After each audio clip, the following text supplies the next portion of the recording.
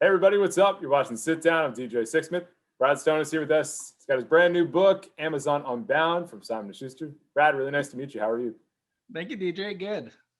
So you've been covering Silicon Valley for decades, and you've covered Jeff Bezos and Amazon, but this book is a little bit different. It gives you the full comprehensive history of him, the company, and everything in between. Why'd you want to write this book? Well, Amazon dominates our lives. It was a crutch during the pandemic. Um, it raises all sorts of questions about the dominance of one company, the power of one man. He's the wealthiest person in the world right now. And look, Amazon is a force and it deserves scrutiny. So the book is kind of an examination of how it happened, how he became so powerful, how he amassed a $200 billion fortune, and hopefully a little bit of a guide for regulators and lawmakers to evaluate Amazon's power and to understand how complex a business it is. Yeah, I mean, there's so many different layers to the story. Why don't we start with Bezos himself? I mean, what's most fascinating to you just about going from this nerdy computer guy in the 90s to becoming the wealthiest man in the world? Well, lots of dimensions. It really is a transformation. The book is about a transformation. It's almost a visible one that has happened right before our eyes because he looks so different. Um, the most interesting thing though is how you see a lot of folks in Silicon Valley who are visionaries or inventors, and then others who are capable of running large organizations. And he kind of has the whole package, the good and the bad. I write about Alexa and the invention of Alexa, and that's an idea that kind of springs right out of his head. He literally sends an email to his executive saying we should build something, a computer in the cloud which responds to voice commands. But then on the other hand, he runs these meetings and he'll rip up a document and throw it down the table because he's disappointed or he spotted a mistake. And so it's that combination of inspiration and intimidation and invention that makes him such a fascinating character.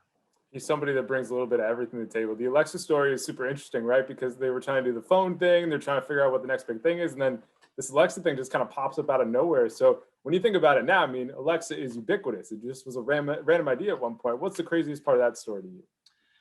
In the book, I've got the first whiteboard sketch, that he ever drew. I identify the voice of Alexa. So this Wow. was kind of a big secret inside Amazon.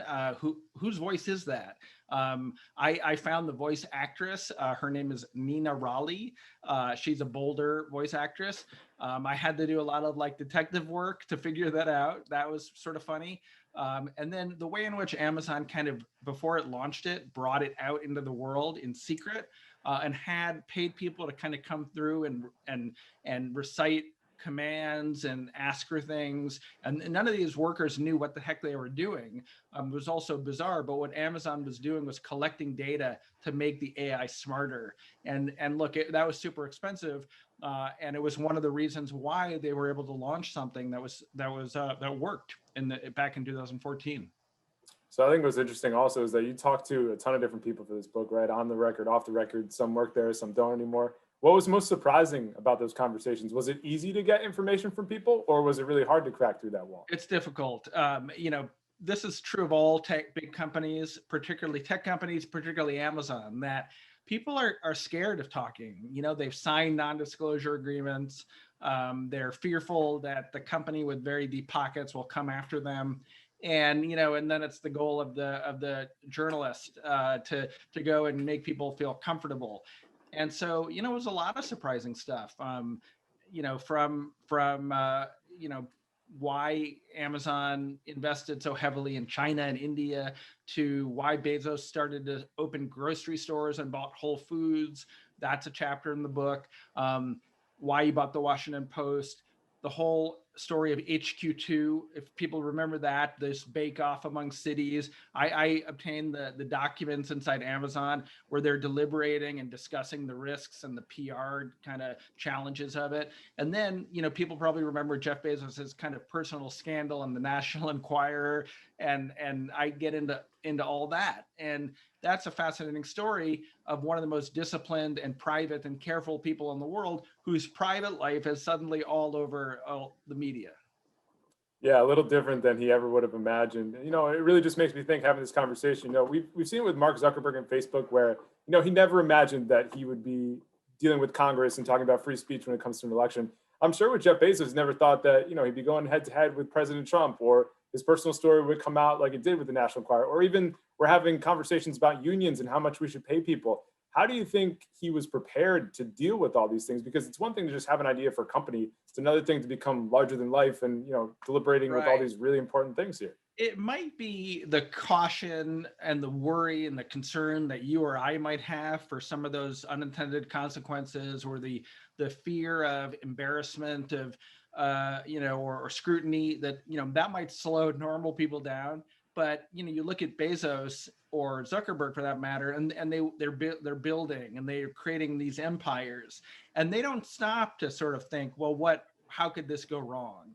And maybe it's that lack of caution, and that unwillingness to kind of prepare for the worst case eventuality, or that's maybe a key to their success. And of course, there are societal repercussions to that. You mentioned good old democracy and the way in which Facebook contributed to undermining it in the 2016 election. And for Amazon, there are all sorts of unintended consequences. A global marketplace that that sells counterfeits often, and fraud, a lot of fraud, a lot of chaos and low quality items amid the stuff that's low price and wide selection and generally favorable. So it's the good and the bad, and maybe these companies and these leaders should slow down a little bit to kind of consider some of the negative impacts. Yeah, with Bezos, he's had such an enormous first act, right? And there's a change coming up for him, and he'll obviously still be attached to the company. But what do you think his second act looked like? I mean, could it in any way top what he's done so far? Or will that just remain unvarnished at this point? It's hard to imagine how he tops the creation of a $1.6 trillion company, but he's going to focus on his space company Blue Origin, which needs a lot of help, trailing Elon Musk's SpaceX in a significant way. And he's got a philanthropic legacy that people are sort of demanding that he create. He has amassed a $200 billion fortune, and he's got to give that money away. And he has dedicated a lot of his time to that and to fighting climate change, which I will interpret optimistically. You want to see him succeed with that. And so it is an interesting second act, and it's one of the reasons why this story will continue to evolve. We've talked so much about Bezos. I want to talk about Amazon for a second. I mean, it's ubiquitous. We have it in every part of our lives. But at one point, people didn't know what this was. It was just about books. It was totally different. What do you think were some of the early turning points in making Amazon the thing it is today? Boy, there are a couple. One is, I don't know if folks remember, in like the year 2000, 2001, the Amazon stock price went into the single digits. It was barely surviving. A lot of analysts on Wall Street thought it was going to go out of business. And Bezos kind of keeping his cool, coming up at that point with the cloud business and Prime and the Kindle, that was a major turning point. I would say 2015, more recently, Amazon releasing the numbers, the financial results for the cloud business. People saw how profitable it was. Amazon stock price went way up. Announcing starting something called Prime Day, bringing TV shows and movies into Amazon Prime. Those are turning points. The history is sort of filled with them. It's one of the reasons why this book was so interesting to write. And a lot of these turning points are sort of non-intuitive decisions that Bezos made and his executives made to kind of zigzag in interesting directions. And that's one reason why I hope, this is a book that will appeal to, students of business, business leaders, because there is a lot to learn, the good stuff and the bad stuff from Amazon.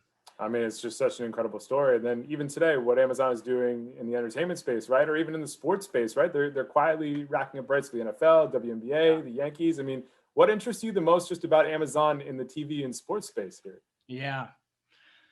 Well, I do. Yeah, that's super interesting. And suddenly Bezos is turning up in the luxury box of the NFL commissioner, and Amazon is advertising during the Super Bowl. They want to be a major player there.